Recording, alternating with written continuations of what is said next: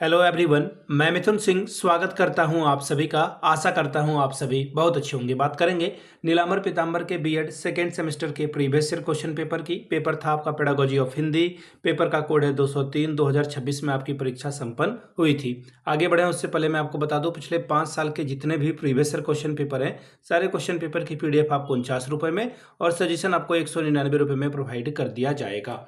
अब यहाँ से मेरी ईमेल आईडी वगैरह देखो। उससे पहले मैं आपको बता दूं, सजेशन देखिए पिछले 10 साल के PYQ को स्कैन करके तैयार किया जाता है। दूसरी बात, आपका जो लेटेस्ट एग्जाम पैटर्न है उसको ध्यान में रखा जाता है। तीसरी बात, आपका सिलेबस क्या कह रहा है, सिलेबस में कौन से टॉपिक है उसको ध्यान में रखा जाता है। और आखिर में मेरा खुद का एक्सपीरियंस, मैंने BEd MAd कर रखा है और पिछले 2-3 सालों से अलग अलग यूनिवर्सिटीज़ में सजेशन देने का मैं काम कर रहा हूँ और काफ़ी अच्छी सफलता मुझे मिली है। अगर आप भी सफलता के भागीदार बनना चाहते हैं तो यहाँ से मेरी ईमेल आईडी आप देख लें, yourmithunsingh@gmail.com पे आप मुझे मेल कर सकते हैं। इंस्टा पे अगर आप हो, डू फॉलो मी @iMithunSingh। बाकी आप मुझे व्हाट्सअप कर सकते हैं 7979054474 पे। तो चलिए, पेडागोजी ऑफ हिंदी वाले सवालों को हम लोग देखेंगे। यहाँ से आप देख पाओगे, ये रहा आपका पेपर।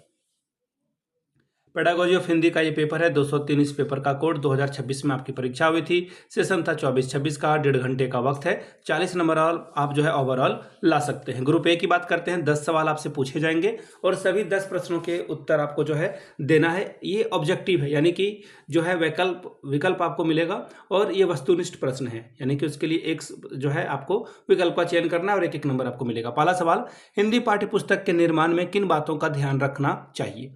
तो सबसे पहली बात है छात्रों की रुचि और आवश्यकता, सबसे जरूरी बात है। ये तो ऑब्वियस सी बात है। आंसर आपका ऑप्शन नंबर 1 सही है। आगे वाले ऑप्शन को देख लेते हैं।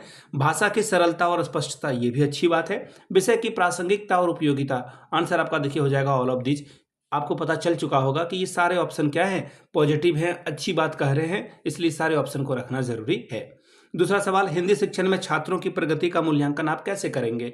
मौखिक परीक्षा के माध्यम से, बहुत अच्छी बात है। लिखित परीक्षा के माध्यम से, ये भी अच्छी बात है। परियोजना कार्य के माध्यम से। देखिए, अगर ये यहाँ पे जो है इनमें से सभी अगर ऑप्शन नहीं होता तो आप इन तीनों में से किसको चुनते? मेरे हिसाब से आप ऑप्शन नंबर 3 को चुनते तो ज़्यादा बेहतर होता।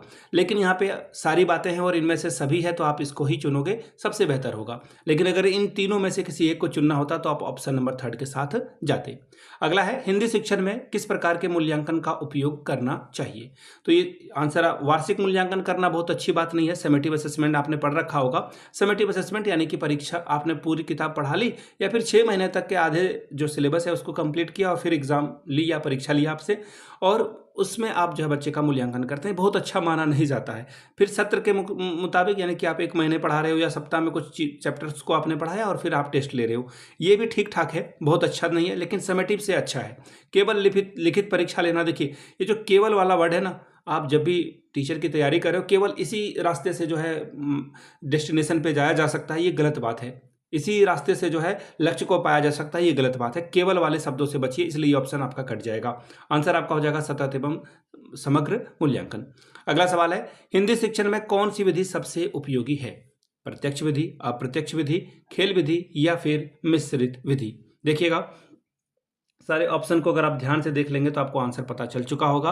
प्रत्यक्ष विधि, अप्रत्यक्ष विधि, खेल विधि। देखिए, खेल विधि हमेशा अच्छा माना जाता है, हमेशा खेल विधि को आप बेहतर मानोगे। लेकिन यहाँ पर जो है मिश्रित विधि में क्या होगा, मिश्रित विधि में आप जो है अलग अलग सिचुएशन और आवश्यकता के अनुसार, यानी कि स्थिति और आवश्यकता के अनुसार जो है आप सबसे बेहतर तरीके से जो है चीज़ों को लेकर चलते हो। तो मिश्रित विधि मेरे हिसाब से यहाँ पे सबसे बेहतर है।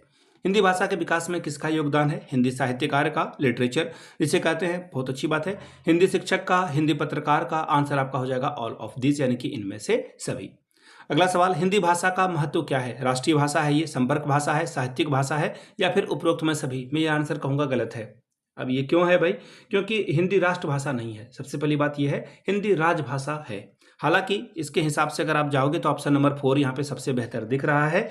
जो अब हिंदी संपर्क भाषा है तो आप साउथ इंडिया में जाओगे, वहाँ पे हिंदी बहुत कम लोग बेयरली बोल पाते हैं। ठीक है। हिंदी भाषा का उत्पत्ति किस भाषा से हुई है? संस्कृत से, अपभ्रंश से, प्राकृत से या फिर खड़ी बोली से? देखिए, हिंदी की उत्पत्ति जो है अगर आप ध्यान से देखेंगे तो आपको समझ में आएगा अपभ्रंश से हुई है। ठीक है, ये जो है सीक्वेंस टूटा है, हालांकि संस्कृत से टूटते टूटते प्राकृत वगैरह से जो है आया हुआ है, लेकिन अगर हिंदी का जो है उत्पत्ति पूछा जाएगा तो वो अपभ्रंश से हुआ है। हिंदी की लिपि क्या है? बहुत ही आसान सा सवाल है, देवनागरी, ऑप्शन नंबर 1 होगा।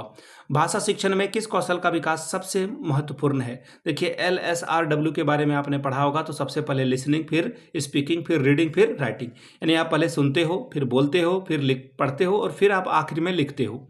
यहाँ पे चारों बात बता दी गई और सबसे अधिक महत्वपूर्ण क्या है भाषा सीखने के लिए यहाँ पे आपसे पूछा गया है। तो देखिए सबसे पहले जो है सुनना जरूरी है मेरे हिसाब से, क्योंकि ये सबसे पहले आता है। ठीक है, प्राथमिक आधार पर आप सुनोगे नहीं तो बोल क्या पाओगे? ऑप्शन 1 आपका सही होगा। भाषा शिक्षक को किस सिद्धांत का पालन करना चाहिए? देखिए ये ऑप्शन इस तरह से दिया गया कि आप आराम से जो है निकाल पाओगे आंसर को। छात्र केंद्रित, सारी बात किसके ऊपर हो रही है? छात्रों के ऊपर, स्टूडेंट के ऊपर। आंसर आपका हो जाएगा ऑप्शन नंबर 3। आगे बढ़ेंगे, ग्रुप बी की बात करेंगे। यहाँ पे बोला गया है 2 सवालों का जवाब दें, 5 दूनी 10 नंबर आपको मिलेगा। 5-5 नंबर का सवाल होगा। भाषा शिक्षण में छात्र केंद्रित दृष्टिकोण क्या है? हिंदी शिक्षण में मूल्यांकन का उद्देश्य क्या है? तीसरा सवाल। इसके बाद है भाषा शिक्षण में शिक्षक की भूमिका क्या होनी चाहिए? अगला है भाषा शिक्षण में प्रत्यक्ष विधि क्या है? ग्रुप सी की बात करेंगे। 10 दूनी 20 नंबर आपको यहां से मिलेगा। सवाल क्या है?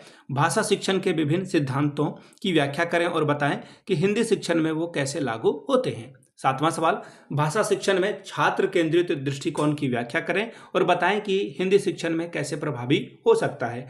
8वां सवाल, हिंदी पाठ्यक्रम के निर्माण के सिद्धांतों की व्याख्या करें और बताएं कि हिंदी शिक्षण में वो कैसे महत्वपूर्ण है।